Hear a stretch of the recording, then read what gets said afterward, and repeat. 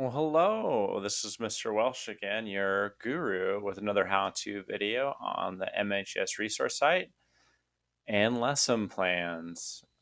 What I would like to show you in the beginning is our new resource site from the home page, slightly refreshed and refined look, but let's go to teachers.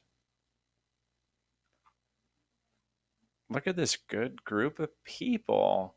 Now, I'll give you a heads up. I'd be really careful with some of these individuals. They might look sweet, but man, are they sour. Some of them have really intense strength, vegan powers, and some are so competitive they'll do anything they can to win teacher of the block. When you scroll down, you'll see support links. What I want us to focus on are the lesson plans and the resources. The Battle Plan by Kevin McAllister, Home Alone. Click.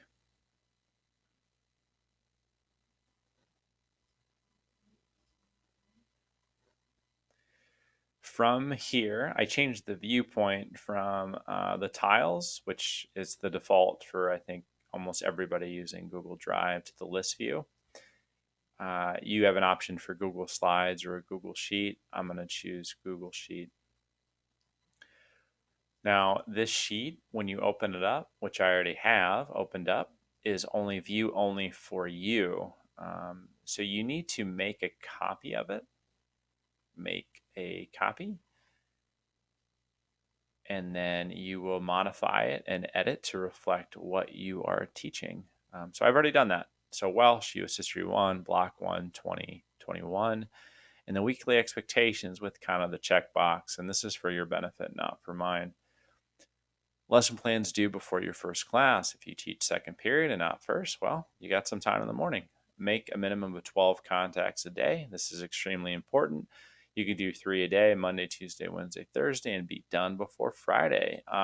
Do kind of one assessment assignment a day, collect evidence to know whether or not your students are learning. Update a para. Do it. Target an agenda updated daily. Do it. Non-negotiable. Let's go to week 1. Now, for anyone new to this, this is going to be overwhelming, but trust me, it's not as bad as it looks. It's actually great. I am teaching US History 1 on Monday. I want my students to be able to understand the Bill of Rights by explaining the Bill of Rights in a Think, Pair, Share. Maybe I'm new to teaching and I really don't have this learning target thing down. I'm going to look to the right at these wonderful visual aids. Bloom's taxonomy. So it's the first week, maybe the first couple days. I know they're not going to get in these higher levels of the taxonomy. So I'm going to stay low. I want my students just to understand the Bill of Rights. What does that look like? The learner can explain ideas or concepts. Some of the buzzwords: classify, describe, discuss, explain. I'm just going to have them explain the Bill of Rights in a Think, Pair, Share. I'm going to walk around. I'm going to do laps. I'm going to listen to see if they're able to explain the Bill of Rights in a way that I have expected and have shared with the class. When I meet with the coach and he or she asks, hey, who learned it and who didn't? Based on the evidence that I've collected by Think, Pair, Share and kind of the any challenge assessment at the end of class, I know 15 out of the 30 students got it. They learned it. Who didn't learn it? Well, shit. Steve, John, and Tom were in the back screwing around. Steve was talking about his newest girlfriend. I know they didn't get it. I'll have to reteach. Were you able to do it that period? You know what? I didn't have time, so maybe I'll do it tomorrow. I'll kind of section them off from the rest of the class and reteach it, or maybe I'll invite them to a Focus Friday and be able to do that. My agenda. So really basic, and you can modify and edit this to fit your needs. Kickstarter, Bill of Rights vid, note use. I'm just going to use Pear Deck, activity Pear Deck, Think, Pair, Share, and then at the end, an any challenge assessment. And you're thinking, what the hell is an any challenge assessment? We've changed the grading categories this year to make them universal, a little more simple for us to all understand. Let me show you. Here's the my grading categories for 2021. Four. All we have are four categories. We have an all-in assessment. Some people call it a summative assessment. Final unit test, project, any challenge assessment, formative, just small little quizzes, checks, see what they learned. No excuses evidence, which is the majority of their grade. What they're already doing in your class, homework, online lessons, and then the Maya Strong, their participation, their attendance, the Kickstarter, the success checks. This is what we're moving to. Back to the lesson plan.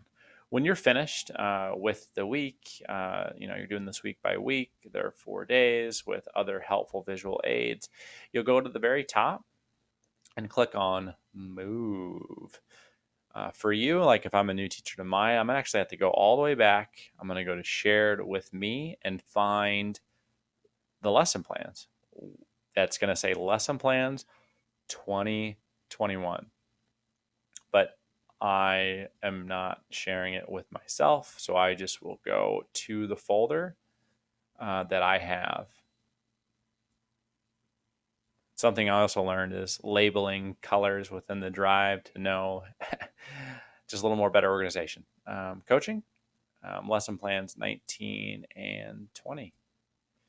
So this would be 2021, but for this example, I'm just using what I've had in the past. I'm going to go to social studies. And I'm going to go to Mr. Duker's folder just because he's currently, he's our U.S. history teacher. And this is where I would move this lesson plan. If you have any questions about the process, what the lesson plans look like, how to do them, please ask. I don't want this to be complicated. I want it to be extremely easy because at the end of the day, we should be able to answer a few simple questions.